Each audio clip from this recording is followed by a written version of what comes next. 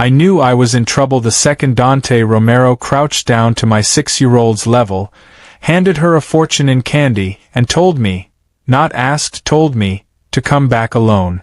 2 weeks later, groceries I didn't order appeared on my doorstep, my broken car was replaced overnight, and 3 months of rent I couldn't pay had been cleared like I was some debt he'd already collected on. When I finally stormed into his mansion to tell him to stop, he looked at me like a man who'd been waiting his whole life for someone to fight back, and said, "Too late, Nadia, you're already mine." You ever notice how the worst decisions start with the best intentions? That was me on Halloween night, sprinting out of Sacred Heart Hospital still smelling like disinfectant and 16-hour shifts, racing to make it home before my daughter thought I'd forgotten her. Again. I hadn't. I never did. But Lily was 6, and 6-year-olds don't understand that mommy being late means keeping the lights on. They just know you promised to take them trick-or-treating, and the sun's already setting, and all the other kids have been out for an hour. I burst through our apartment door, 3rd floor, no elevator, rent I could barely make, and found her sitting on the couch in her homemade fairy costume. Wings I'd stayed up until 2 a.m. finishing. Wand made from a wooden spoon and aluminum foil. Mommy! Her gap-toothed grin could have powered the whole building. I'm here, baby. Let's go get you so much candy you'll be sick. She giggled, grabbing her plastic pumpkin bucket, and I grabbed her hand. We didn't talk about how thin the costume was, or how I couldn't afford the store-bought Elsa dress she'd wanted. We didn't talk about how it was just us, again. Like it had been since her father decided fatherhood wasn't his calling and disappeared before she could even say, Dada. We just walked. In the next few minutes, everything would change. And if you want to see where this impossible connection leads, make sure you're subscribed. This is just the beginning. Across the city, in a mansion that cost more than most people earned in a lifetime, Dante Romero stood by a window that overlooked gates most people crossed the street to avoid. He wasn't watching for children. He was watching for threats. That's what you did when you ran half the city's underworld, when your name made grown men check their rearview mirrors, when your business was built on fear and respect and knowing exactly when to use both. His men were stationed around the property. Halloween was a liability. Too many strangers at the gate. Too much chaos. He should have gone to the office. Closed the estate entirely. But something about the holiday, the innocence of it, maybe, or the memory of a version of himself that had died years ago, made him stay. His phone buzzed. Another problem. Another fire to extinguish. He answered with a voice like gravel. Handle it. He hung up. The house was silent except for his footsteps echoing on marble floors. 30 rooms. All empty. Chandeliers that glittered like ice. Furniture no one sat on. He poured himself whiskey and looked out at the street. That's when he saw them. A little girl in a crooked fairy costume, pulling her mother toward his gates.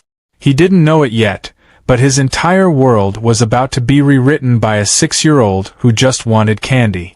The gates were taller up close. Black iron twisted into patterns that looked more like warnings than decorations. Lily didn't notice. She was already bouncing on her toes, clutching her pumpkin bucket. Mommy, look how big the house is. I should have turned around. Every instinct I had, every survival mechanism I'd sharpened over 7 years of doing this alone, was screaming at me to grab her hand and walk away.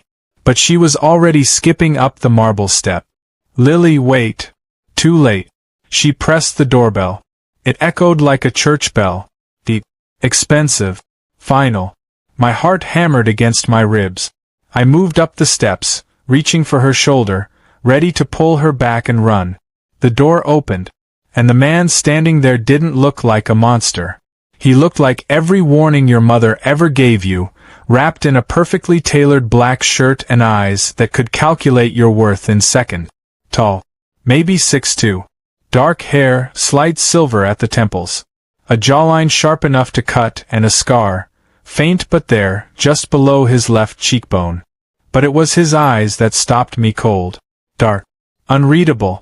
The kind of eyes that had seen things they couldn't unsee. He looked at Lily first, and something in his expression softened. "Well," he said, voice low and smooth like bourbon poured over gravel. "What do we have here?" "Trick or treat," Lily sang, holding up her bucket with both hands. He crouched down. Slow. Deliberate. So he was at her level. "A fairy," he observed. "Those are good wings. My mommy made them." His gaze lifted, and when his eyes met mine, the air turned to glass. I couldn't breathe. He didn't smile. Didn't move. Just looked at me like he was memorizing every exhausted line on my face, every piece of me I'd been trying to hold together with sheer willpower and 3 hours of sleep. Like he saw me. Not the nurse. Not the struggling single mom. Not the ghost in scrubs who kept her head down and survived. Me. He stood slowly, still holding my gaze, and reached into his pocket. "Wait here." He disappeared inside. Lily looked up at me, grinning. "He's nice, Mommy." I didn't answer. I was too busy trying to figure out why my pulse was racing and my hands were shaking and why I felt like I'd just stepped off a cliff I didn't know was there. He returned with a bowl.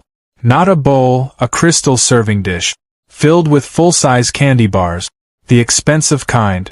Lily gasped. He handed it to her. "All of it. For you." "All of it?" "All of it." Then he looked at me again. "Come back tomorrow," he said quietly. "Alone." It wasn't a question. "I don't." 9 p.m. His voice dropped lower. "Don't make me come find you." The door closed. I stood there, frozen, while my daughter cheered beside me about her candy. And I knew, bone deep, I was in trouble. I didn't go. Of course I didn't go. You don't show up to a man like that. A man whose house has gates that stay closed for a reason. A man who looked at you like you were something he'd already decided to keep. I went to work instead. Double shift. I see you. Kept my hands busy and my head down and pretended I couldn't still feel the weight of his stare. That lasted 2 days. On the third, I came home to find groceries on my doorstep. Not a bag. Bags. Plural. The expensive kind, organic produce. Real butter, juice boxes that didn't come from the dollar store. No note. No explanation. Just everything I needed and couldn't afford. I dragged them inside, hands shaking with something that felt like anger but tasted like fear. The next day, an envelope appeared under my door. Inside, 3 months' rent. Cash. I stopped breathing. On the 6th day, my car, which had been coughing black smoke for weeks, was gone. Towed, I thought. Until the building manager handed me new keys. "Guy said he bought it off you. Left you this." A black SUV sat in my parking spot. New. Paid off. Car seat already installed in the back. That's when I snapped. I showed up at his gates at 10 p.m., still in my scrubs, fury vibrating through every bone in my body. The gates opened before I could press the intercom. Like he'd been waiting. A man in a suit, silent, sharp-eyed, gestured toward the door. I stormed past him. Dante was in the foyer, leaning against a marble column like he had all the time in the world. Same black shirt, sleeves rolled up, a glass of whiskey in one hand. He looked unsurprised. "Nadia." Hearing my name in his voice did something to my spine I didn't want to analyze.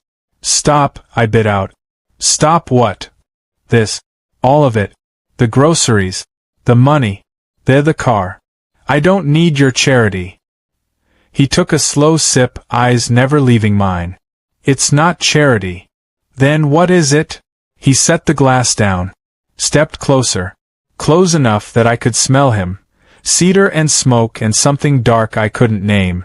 "It's the beginning," he said quietly. "Of what?" His gaze dropped to my mouth. Back to my eyes. "Of you understanding that you don't have to do this alone anymore." My breath hitched. "You don't know me. I know you work 70 hours a week. I know your daughter eats cereal for dinner 3 nights in a row. I know you haven't bought yourself anything that wasn't secondhand in 2 years. Ice flooded my veins. "You've been watching me?" "Yes." No hesitation. No apology. That's necessary, he interrupted. Because women like you don't ask for help. You just break quietly. And I won't let that happen. You don't get to decide that. His jaw tightened. Too late. You need to leave, I said, but my voice shook. You came here, he pointed out. To my home. At night. Alone. To tell you to stop. And I'm telling you no. The word hung between us like a blade. I turned to leave. He didn't try to stop me. But when I stepped outside, the sky opened up. Rain. The kind that soaks you in seconds. Thunder cracking like the world splitting open. I ran for the SUV, his SUV, and yanked the door. Locked. Of course it was locked. The keys were inside. On my kitchen counter. Because I'd been too furious to think straight. I stood there, rain plastering my scrubs to my skin, and wanted to scream. The front door opened behind me. Nadia. I didn't turn around. I'll walk. It's 3 miles. In a storm. I'll manage. I always do. Silence. Then footstep. He appeared beside me, rain already darkening his shirt, and draped his jacket over my shoulders. Stop being stubborn. Stop being controlling. His mouth twitched. Almost a smile. Get inside. No. Thunder cracked again. Closer this time. He exhaled slowly. Please. The word cracked something in me. Men like him didn't say please. I looked up at him. Rain streaming down his face, eyes holding something I didn't want to name, and my resistance folded. Just until the storm stops, I muttered. Just until the storm stops, he agreed. Liar. We were both liars. Inside, he handed me a towel. Led me to a sitting room that had a fireplace bigger than my bathroom. I stood awkwardly by the door, dripping on marble that probably cost more than my yearly salary. Sit. I'm fine. Nadia. His voice dropped. Sit. Before you collapse. And maybe it was the exhaustion. Maybe it was the way he said my name like it meant something. But I sat. He poured 2 glasses of whiskey. Handed me one. I don't drink. You do tonight. I took it. Sit. It burned all the way down. He sat across from me. Not too close. Like he was giving me space to breathe. Why? I asked finally. Why what? Why me? Why this? You don't know me. You don't owe me anything. He leaned forward, elbows on his knees. Lily told me something. While you were pulling her away that first night. My chest tightened. What? She said you cry in the bathroom. When you think she's asleep. That you work so hard you forget to eat. That her biggest wish, the one she didn't tell the mall Santa, was for someone to help her mommy. Tears burned my eyes. She's 6. She doesn't understand. She understands you're drowning. And no one's throwing you a rope. His gaze locked on mine. So I am. A tear slipped down my cheek. I don't need saving. I know, he said softly. But maybe I do. The storm raged outside. Inside, the silence was louder. You don't need saving, I repeated, wiping my eyes. Men like you don't need anything. Men like me. He laughed, but there was no humor in it. You think I chose this? Didn't you? He stood. Walked to the window. Rain streaked the glass like tears. My father built this empire. Handed it to me when I was 22. Said it was legacy. What he didn't say was that it was a cage. I stayed quiet. Listening. I had someone once, he continued. Before all this consumed me. Her name was Sophia. My stomach dropped. She didn't know what I was. Not at first.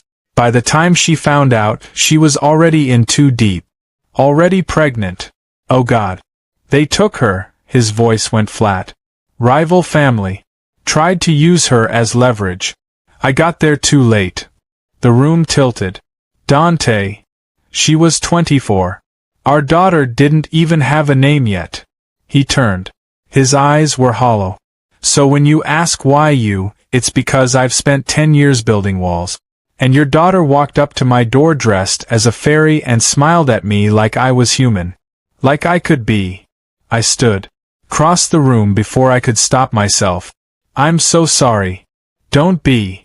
His jaw clenched. I don't want pity. I want. He stopped. What? His hand lifted. Hesitated. Then brushed a strand of wet hair from my face. A reason to be more than this. My heart cracked open. I was 17 when I got pregnant, I whispered. His eyes sharpened. Focused completely on me. Lily's father was my high school boyfriend. Promised me forever. The second I told him, he was gone. Didn't even wait for graduation. Nadia. My parents kicked me out. Said I was an embarrassment. I've been doing this alone since before she was born. Working, surviving, making sure she never feels like she wasn't wanted. My voice broke. But I'm so tired, Dante. I'm so tired of being strong. Of pretending I'm not one bad day away from falling apart. He pulled me into his chest. Just that. No words. Just his arms around me and the steady beat of his heart against my ear. And for the first time in 7 years, I let myself break. I cried. Ugly, messy, 7 years worth of exhaustion and fear and loneliness. He held me through all of it. When I finally pulled back, his thumb brushed my cheek.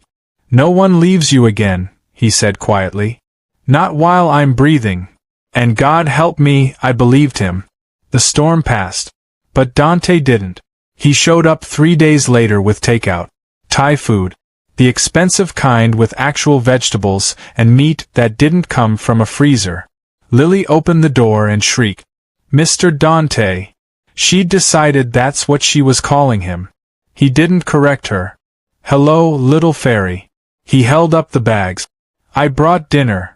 She grabbed his hand and dragged him inside like he'd always belonged there. I stood in the kitchen doorway, still in scrubs, too shocked to speak. He looked at me over Lily's head. You work a 12-hour shift. You shouldn't have to cook. Say thank you, Nadia. Lily giggled. I exhaled. Thank you. His smile was small. Dangerous. You're welcome. That's how it started. He'd show up unannounced. Fix the cabinet that had been broken for months. Replace the light bulbs I couldn't reach. Bring groceries and pretend he accidentally bought too much. Lily adored him. She'd show him her homework, her drawings, the gap where her front tooth used to be. And he'd sit on our worn couch, this man who owned half the city, and listen like she was the most important person in the world. You're good with her, I said one night after she'd gone to bed. We were sitting on the couch. Too close. Not close enough. She makes it easy, he said. She asks about you. When you're not here. His expression softened. What does she ask? If you're coming back. If you're. I hesitated. If you're staying. He turned to face me fully. What do you want me to do? My breath caught. I don't know. Liar. He leaned closer. His hand came up, fingers brushing my jaw. Tell me to leave, Nadia. Tell me you don't feel this. I couldn't. Because I did feel it. The pull. The inevitability. This can't work, I whispered. It already is. And then he kissed me. Slow. Devastating. Like he'd been holding back for weeks and finally couldn't anymore. His hand slid into my hair. Mine fisted in his shirt. When we broke apart, we were both breathing hard. Dante. I know. His forehead pressed against mine. I know all the reasons this is impossible. But I don't care. You should. Too late. He kissed me again. Softer this time. I'm not going anywhere, he murmured against my lips. Not unless you tell me to. I should have protected myself. Protected Lily. But when he looked at me like I was something precious, something worth fighting for, I couldn't remember why. Stay, I whispered. So he did. 3 weeks. That's how long the dream lasted. 3 weeks of Dante showing up with coffee in the morning. Of Lily doing homework at his kitchen table. Of me falling asleep on his chest and waking up believing maybe, just maybe, broken people could build something whole. Then reality came for us. I was leaving the hospital late, midnight shift, when I saw the black SUV in the parking garage. Dante's. I smiled. Started walking toward it. Then I heard voices. Saw movement in the shadows behind it. Dante's voice. Cold. Controlled. I don't ask twice. Another voice. Panicked. Pleading. Please, I just need more time. You had time. You made a choice. I have kids. Then you should have thought about them before you stole from me. A sound. Sickening. Flesh hitting concrete. I froze. Dante stepped into the light. Blood on his knuckles. 2 men flanking him. One holding a gun. And his face. It wasn't the man who'd held me while I cried. Who'd taught Lily how to play chess. Who'd kissed me like I was something sacred. This was the other man. The one I'd been pretending didn't exist. Cold. Merciless. Exactly what the world said he was. His eyes met mine. Everything stopped. Nadia! I ran. I grabbed Lily from my sisters. Threw clothes in a bag. Hands shaking so hard I could barely zip it.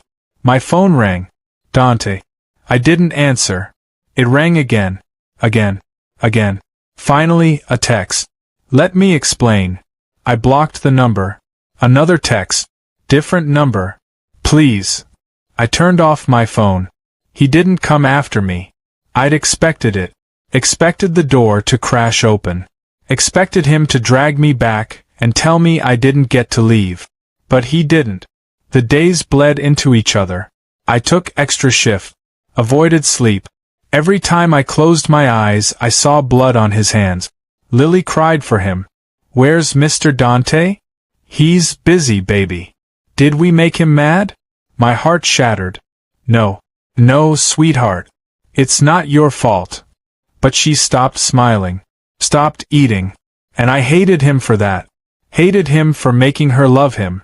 For making me love him. For being exactly what I'd known he was all along. 2 weeks passed. The groceries stopped. The bills I'd been dreading piled up again. I was back to surviving. Back to doing it alone. And I told myself it was better this way. Safer. But at night, when the apartment was quiet and Lily was asleep, I'd find myself staring at my phone. At the blocked number. Wondering if he was staring at his too. Wondering if monsters knew how to miss people. Hating that I already knew the answer. Day 17. Lily woke up burning. 104-degree fever. Vomiting. Lethargic in a way that sent ice through my veins. I rushed her to the ER. They ran tests. More tests. Then the doctor sat me down with a face I'd seen too many times in my own job. She has acute pneumonia. We need to admit her. Start 4 antibiotics immediately. My world tilted. Okay. Yes. Do it. There's also, he hesitated. Her insurance lapsed. No. No, no, no. I just paid. It shows as denied. We can still treat her, but you'll need to work out payment arrangements. The total estimated cost is... He said a number that might as well have been $1 million. I couldn't breathe. I'll figure it out. Just help her. Please. They admitted her. Put her in a room with machines that beeped and tubes that made her look so small. I sat beside her bed, holding her hand, and tried not to fall apart. My phone had 14 missed calls. All from unknown numbers. I'd been ignoring them for days. But now, desperate, I checked my bank account. And froze. The bill had been paid. In full. I refreshed the screen. It didn't change. A text came through. She's going to be fine. I made sure of it. My hands shook. Why? I typed back. 3 dots appeared. Disappeared. Appeared again. Because you're mine. Even if you never come back. Tears blurred my vision. I saw what you did. I know. That's who you are. A long pause. Yes. And I will never lie to you about it. I stared at the screen. At my daughter sleeping in a hospital bed she wouldn't be in if we had money. If I wasn't doing this alone. If I hadn't been too proud to accept help from the one person who'd actually offered. I'm scared, I typed. Of me. Of needing you. Another pause. You think I'm not terrified of needing you? Of your daughter asking where I am every day and knowing I can't answer? Of walking into rooms and forgetting they're supposed to be empty? A sob caught in my throat. I don't know if I can do this. Then don't. I'll still make sure you're taken care of. Both of you. No strings. No contact. Just safe. He meant it. That's what broke me. Because he was letting me go. Truly letting me go. And I realized I didn't want him to. Where are you? I sent. Outside. My heart stopped. I stood. Walked to the window. In the parking lot below, leaning against a black car, was Dante. Looking up. Waiting. Not demanding. Not controlling. Just waiting. For me to choose. I pressed my hand to the glass. He saw it. And stayed exactly where he was. The choice was mine. It had always been mine. I took the elevator down. Each floor felt like shedding a layer of armor I'd been carrying for years. The doors opened. He straightened. Didn't move toward me. Didn't assume. Just waited. I crossed the parking lot. Stopped 3 feet away. I can't pretend I didn't see it, I said. I won't ask you to. I can't be with someone who... I'm out. I blinked. What? He stepped closer. I've been liquidating. Selling territories. Paying debt. Burning bridges. His voice was steady.